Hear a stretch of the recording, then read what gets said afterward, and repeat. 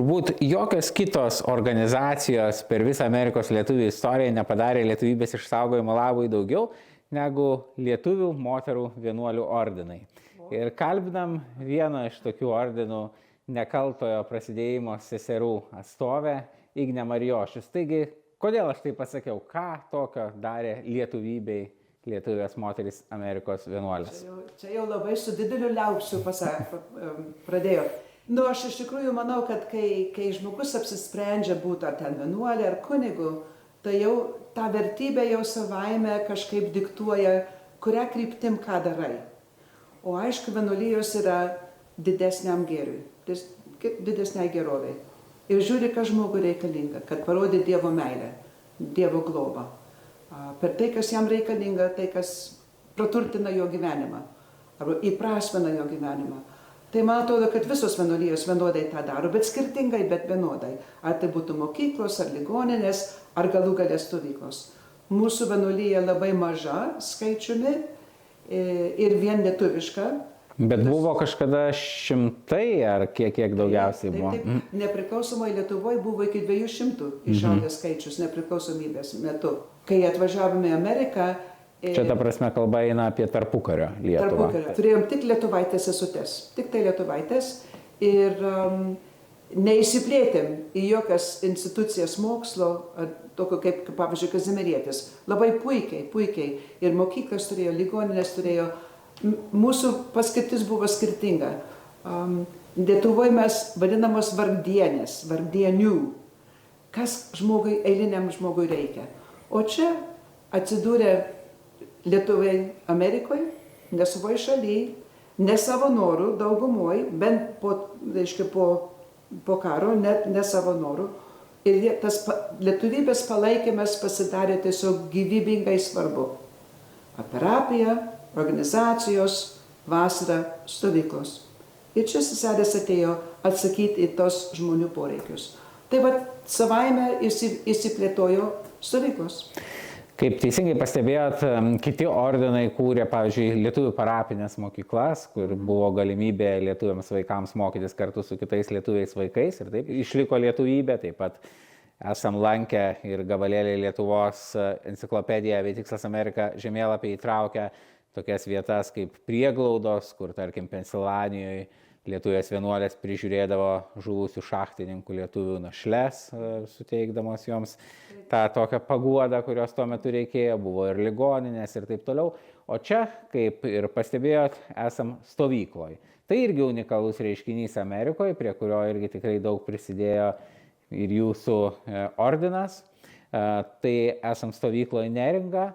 Ir koks tikslas tokių stovyklų, kada buvo sukurta Neringa ir kas čia vyksta? Neringa specifiniai išaugo iš mūsų pirmosios stovyklos, Camp Immaculate, visai kitokios, kur buvo vien mergaitėm. Bet ten per daug didelis skaičius, per daug norėjo stovyklauti, neapėmėm viso to, kas buvo prašoma mūsų ir ieškojom, kur savo stovyklavietę pastatyti. Tai tas buvo prieš 55 metus. Tai jau čia gyvuoja Neringa 55 beveik tiek metų.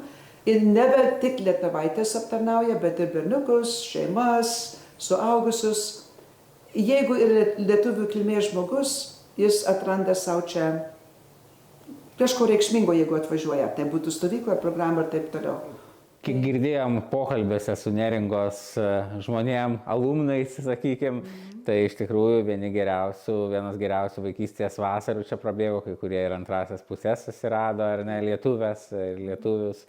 Ir tai tikrai šitos stovyklos yra svarbus tas pagrindas, tos kelios vasaros savaitės. Ir kaip suprantu, buvo anksčiau dar viena Putname, ar ne, stovykla, ir dabar yra šičia. Dabar, kaip minėjot, geriausiais laikais būdavo keli šimtai vienuolių, nuo kažkurio momento pradėjo tas skaičius sparčiai mažėti, o Neringa dabar, suprantu, administruojama pasauliečių. Tai kaip manot, kodėl taip atsitiko, tų pašaukimų sumažėjo? Lietuvoje buvo tas didysis skaičius, Amerikoje niekad nebuvo gausus, mūsų skaičius Amerikoje niekad viršijo 50. Tai mūsų taip labai kuklus, ypatingai, kad mes nepriėmėm jokių kandidačių norinčių, kurios nemoka lietuvių kalbos. Tai savaime aišku jau atskiria tam tikrą dalį, kurios gal norėtų, bet mes sakom, reikia persilaužti kultūrą. Reiškia, kadangi mes viską vien lietuviškai darėm. Tai tas skaičius ir neaugo. Man atrodo, demografija keičiasi, gyvenimo sąlygos keičiasi, poreikiai keičiasi, aplinka, kultūra labai formuoja žmogų. Čia daug klausimų čia būtų galima pasakyti. Ir kultūra, aplinka, šeimų mažėjimas, visa eilė socialinių priežasčių, kodėl pašaukimų trūksta arba nėra. Tai ir tas ilgainiui turėtų irgi palaipsniui, kaip sakant, cikliškas dalykas. Bet ne nuo to priklauso tai, ką tu dirbi. Ir Neringa yra geras pavyzdys to, kadangi stovyklos savyje yra be galo reikalingos ir reikšmingos. Padeda vaikui augant, brestant, save išgyventi visumoj ir pačioj esmėj. Jeigu pagauna kryptį, aišku, ne visi.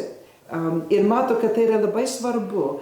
Ir vaikas paleidžia savaitę ar 2, pajunta tą skirtumą savo viduje. Kažkoks sustiprėjimas, kažkoks aiškumas, kažkas, aš taip įsivaizduoju.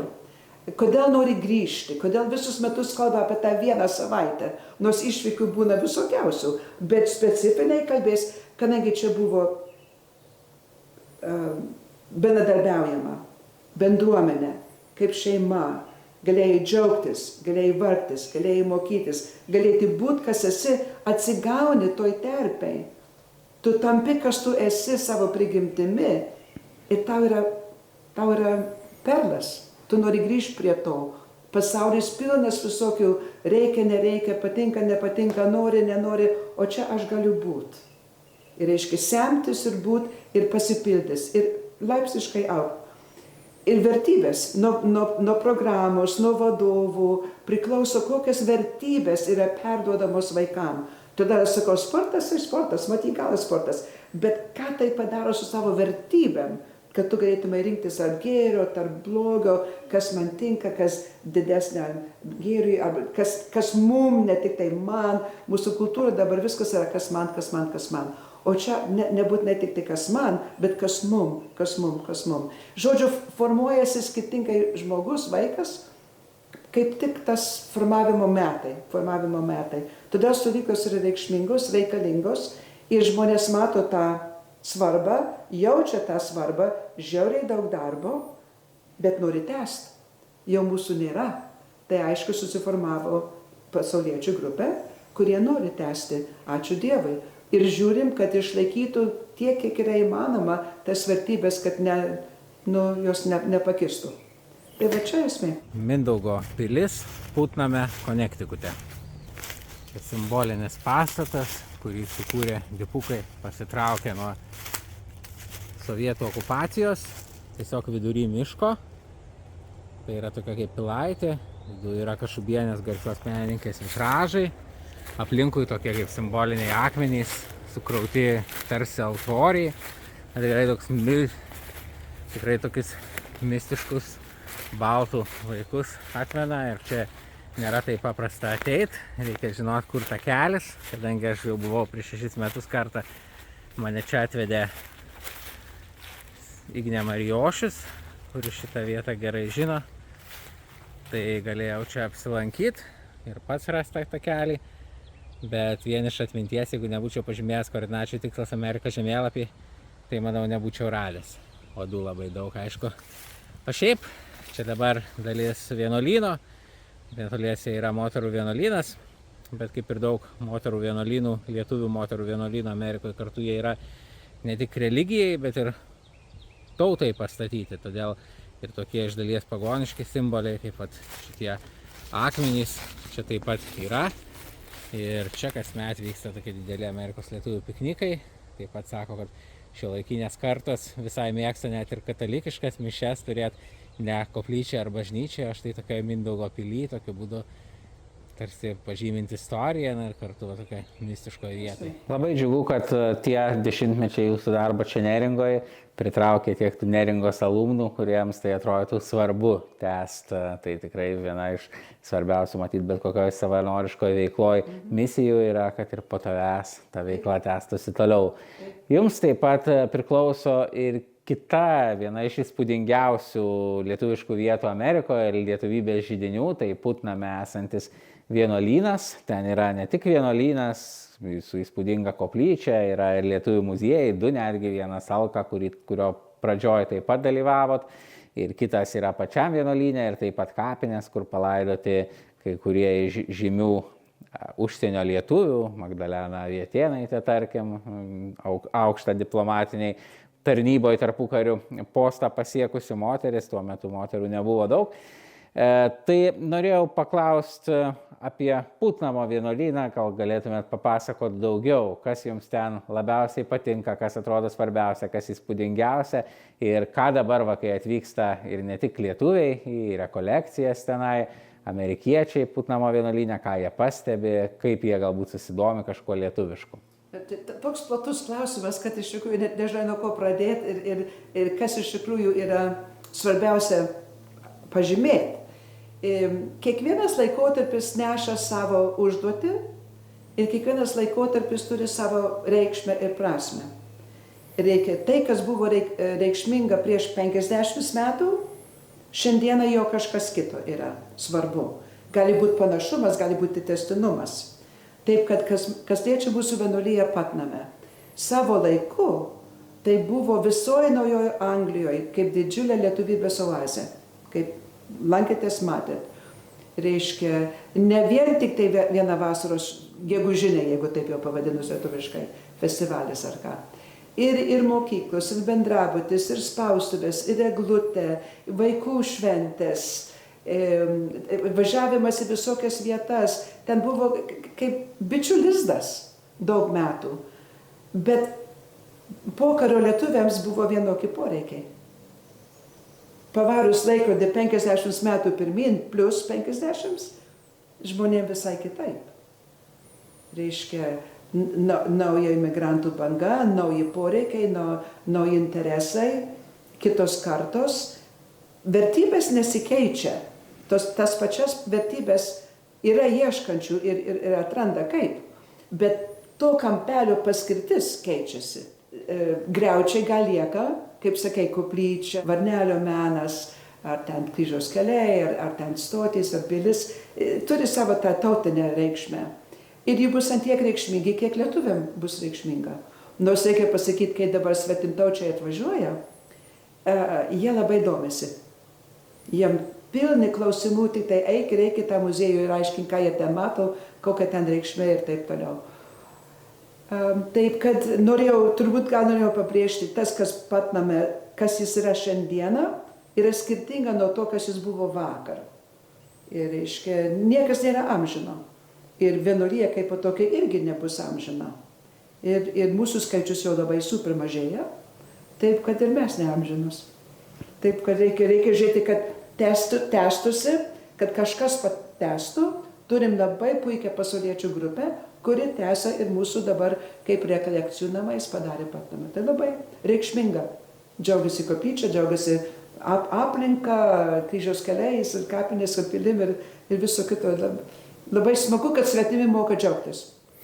Tikrai labai smagu, visada labai smagu matyti tokias vietas, kurios transformuojasi kažkaip teigiamai, nes dėja važinėdami per Amerikos lietuvių paveldo vietas matom ir tokių istorijų, kai net ir lietuviams nepriklausydamos jos klesti ir pažymima jų, tarkim, lietuviška pradžia ir kilmė, bet matom ir tokių, kai viskas išgriaunama, išnaikinama, na, pavyzdžiui, Pitsburgo, kur buvo pagrindinis vienuolynas, tai dėja nugriautas 2017 metais, ten jau nieko neliko, tik mokyklos dar pastatas berods.